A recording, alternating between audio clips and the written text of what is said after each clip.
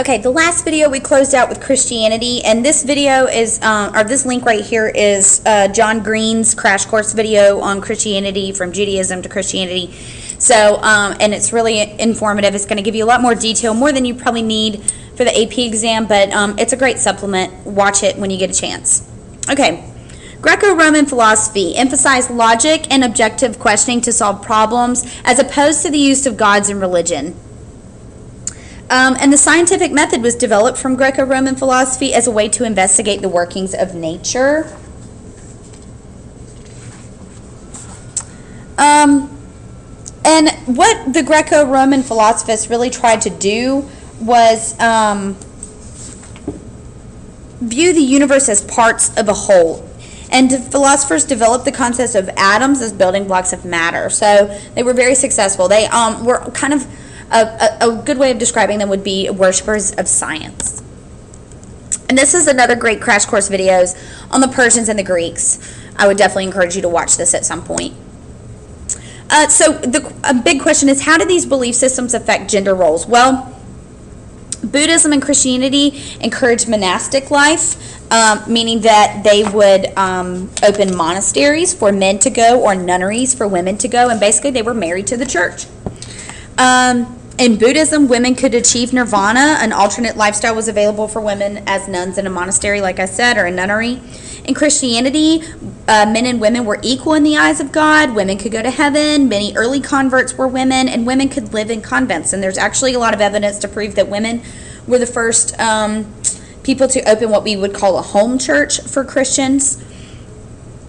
Confucianism said that men were superior to women, and one of the 5 key relationships is that of husband to wife.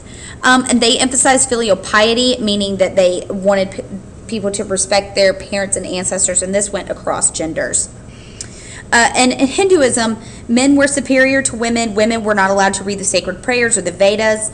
In order to reach moksha, one must be a male Brahmin. And in Islam, we had men practicing polygamy, and women's rights were very limited. We are going to discuss Islam in detail at a later unit, okay? So I don't want you to get too crazy with Islam right now, but you do need to know that the effect on gender roles. Other religious and cultural traditions continued parallel to the codified written belief systems in core civilizations. And this is a good chart showing you just some common religious and cultural traditions that were happening by around 600 CE.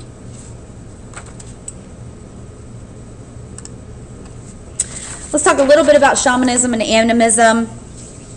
It continued to shape the lives of people within and outside of core civilizations, because, I mean, these people relied daily on the natural world, just like we do, but they didn't have an understanding of the scientific world like we do. So communities would often question the causes of natural disasters and natural phenomenon. People looked towards religion to provide answers to these questions. In ancient Greece, mythology was developed as a means of explaining such things as the origin of the world and the seasons. These people would offer meals to these gods as worship and partook in religious ceremonies and religions and rituals involving the 12 deities. In Christianity and other religions, rulers bent the principles of their religion for their own agendas, which can include justifying wars and conquering traditions. In Judaism, religion was based off worldly needs like prosperity and success.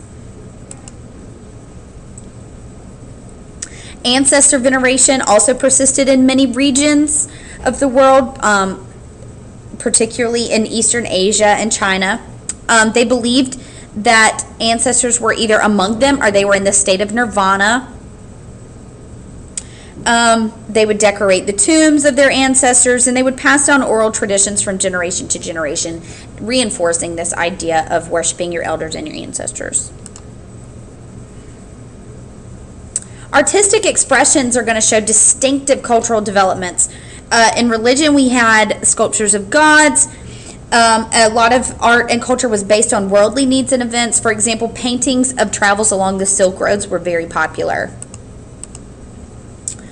Literature and drama acquired distinctive forms that influenced artistic developments in neighboring regions and in later time periods. Some examples of this would be Marcus Aurelius, his Meditations. This was highly influenced on Stoic philosophy. Bangu's Book of Han told the history of China from 206 BC to 25 AD. And then, of course, the books of the New Testament, which still influence culture today. Factors that would affect a society's architecture, which, again, architectural styles are developing in many regions in this period, and they were very distinctive depending on where you were in the world. The environment would affect it, natural resources available for building, how wealthy the culture was, and the religion, of course. Greco-Roman culture converged with Buddhist beliefs, and this affected the development of sculpture and gave rise to many unique works. And we're going to talk about these things in class, do some examples, look at some examples. And that's it. Thanks, guys.